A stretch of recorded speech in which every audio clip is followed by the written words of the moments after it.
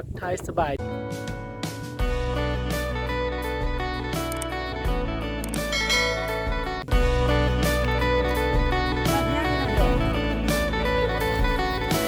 สุดจากธรรมชาติเดี๋ยวจะไปตลาดน้ำงำเมืองแปลกแข่งเสียงขวางเนาะบ่าวจันไซจะพาไปเดี๋ยวจะย่างไปแล้วก็เบิ่งบรรยากาศน้ำกันเนาะทุกคนบรรยากาศอยู่นี่สุดงามเลย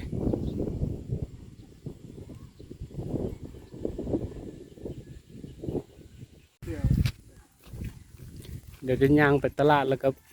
ชมบรรยากาศอ้อมแอมอยู่ที่โพนสวรรค์เนาะถือว่าบรรยากาศงามหลายเนาะมาช่วงหน้าฝนนี่แบบสดชื่นขนาดเลยแบบอากาศเย็นจนหนาว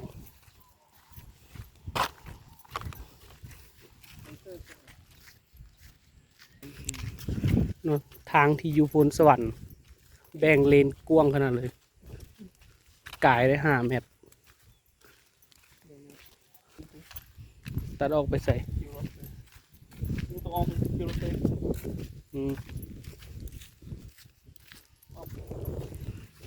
กว้างของหน้าทางประมาณ20 เมตรเนาะอันเป็น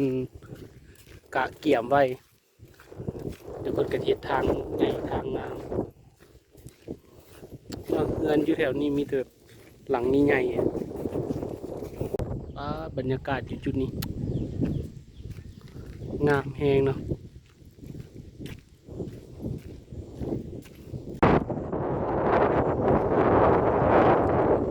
นี่ดินยังกว้างอยู่เลยราคานี่คือสิบไม่เบาเลยคือสิบแพงโคตรแพง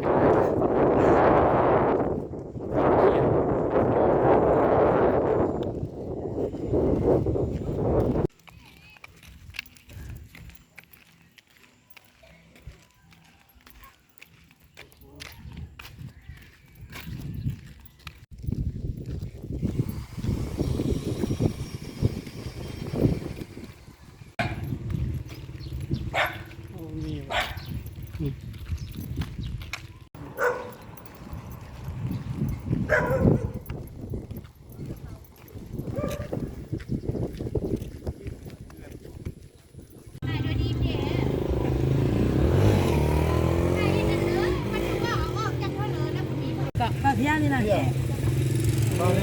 โลเท่าไหร่โลละแสน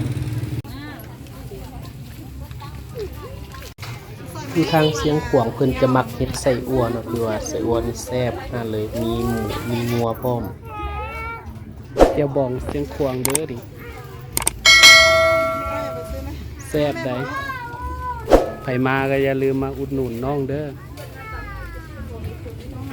ได้ทางรถได้เขาค่อยย่างก็ได้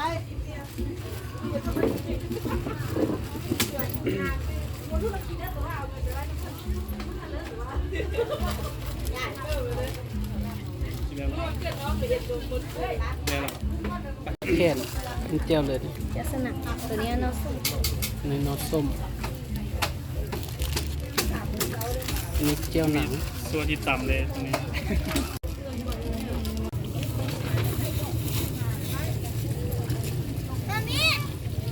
เพื่ออะไรเนี่ยแม่เจ้าแค่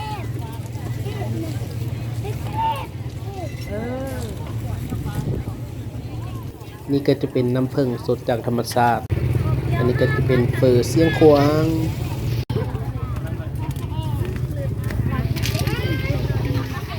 ประจานอะไรยากได้เหรอ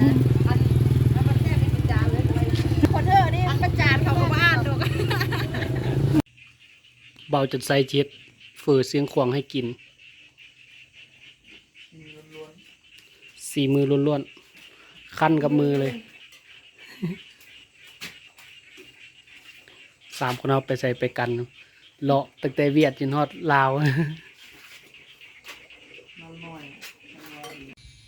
สำหรับคลิปนี้ก็จะได้ขอลาทุกคนไปก่อนเด้อเป็นจังไดก็อย่าลืมกดไลค์กด Subscribe แล้วก็อย่าลืมกดกระดิ่งเพื่อแจ้งเตือนคลิปใหม่ๆแล้วพบกันใหม่ในคลิปต่อไปสวัสดีสบายดีบ๊ายบาย